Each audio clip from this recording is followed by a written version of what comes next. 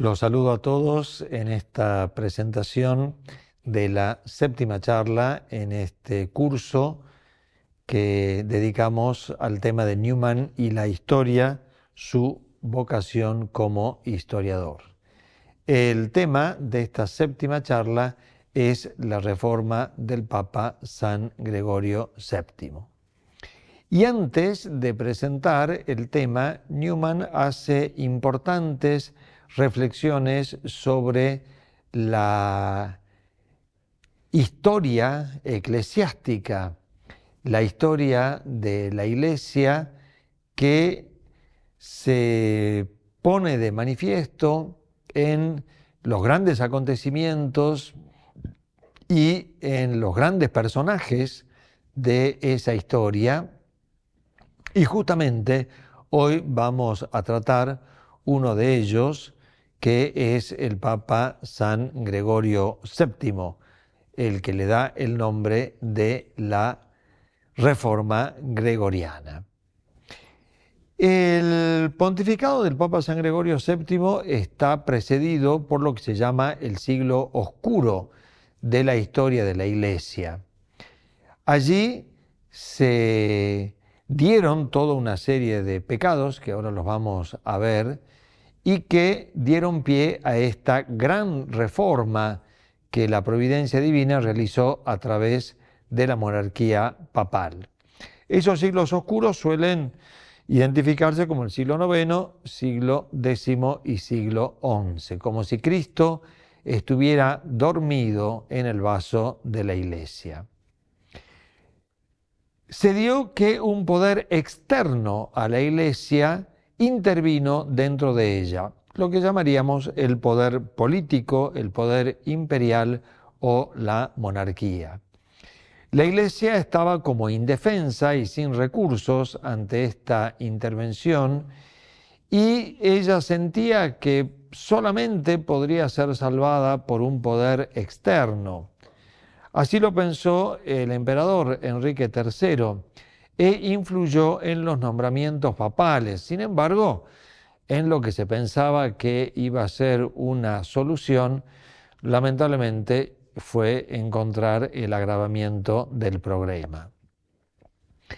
La Iglesia, sin embargo, tenía un alma y un poder oculto dentro de ella.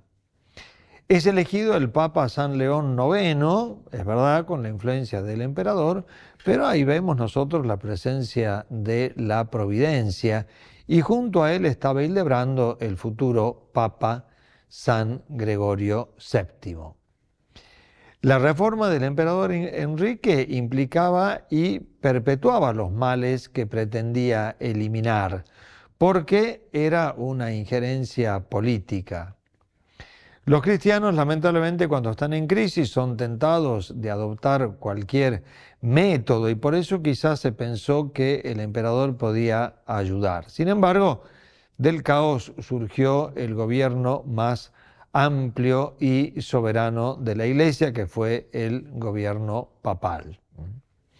En los peores momentos siempre queda un resto de santos que terminan salvando la Iglesia. La idea del periodo de Hildebrando fue la de un poder ecuménico del Papa, es decir, que llegara a todas partes. Y aquí aparecen las famosas decretales pontificias. Esto, por supuesto, ocasionó una lucha entre los partidos, el partido imperial y el partido papal. Pero de esa manera la Iglesia comenzó a purificarse con su independencia del poder político y su soberanía. Las campañas en el sur de Italia fueron demarcando justamente estos dos campos. En el año 1059, bajo el Papa Nicolás II, se decretó que los cardenales eligieran al Papa y ahí justamente aparece esta libertad que la Iglesia estaba reivindicando para sí. Y así es elegido Hildebrando como Papa. Se propuso la purificación del clero y la degradación del poder temporal. Los pecados del siglo oscuro, que los heredaba Hildebrando, eran los pecados de la simonía y del nicolaísmo. La simonía consistía en la compra de las investiduras eclesiásticas, de los cargos eclesiásticos. Y el nicolaísmo era el concubinato de los clérigos. Por eso, el Papa Hildebrando se propuso luchar contra esos pecados que, en definitiva, iban juntos. Allí entonces se enfrentaron contra el emperador, sobre todo combatiendo el pecado de simonía. El Papa reclamó su derecho en las investiduras eclesiásticas ante el emperador. Y sin embargo, el emperador hizo decretar que Gregorio VII ya no era más el Papa. El Papa excomulgó al emperador y lo suspendió en el ejercicio del poder imperial. Era el enfrentamiento absoluto y total. Allí se daba entonces esta confusión de los derechos de la Iglesia y del imperio. ¿Cuáles eran los derechos de la Iglesia y cuáles eran los derechos del imperio sobre ella? Dice Newman que quizás el origen de esta confusión puede haber sido el feudalismo. La cuestión era si la Iglesia era o no una criatura del Estado. Gregorio reivindicaba la libertad de la Iglesia a pesar de todas las amenazas. Cuando se produce propiamente el enfrentamiento, el emperador es derrotado y pide perdón al Papa, la famosa humillación de Canosa. Finalmente, Gregorio perdona al emperador, aunque éste lo traiciona. Gregorio VII, Hildebrando, muere en el exilio diciendo esa famosa frase: he amado la justicia y odiado la iniquidad, y por eso muero en el exilio. Gregorio muere derrotado, pero triunfa después de su muerte. Pareciera que todo su trabajo había sido inútil porque el emperador seguía conservando su poder y practicando la simonía en los nombramientos de la jerarquía de la Iglesia, obispos y abades.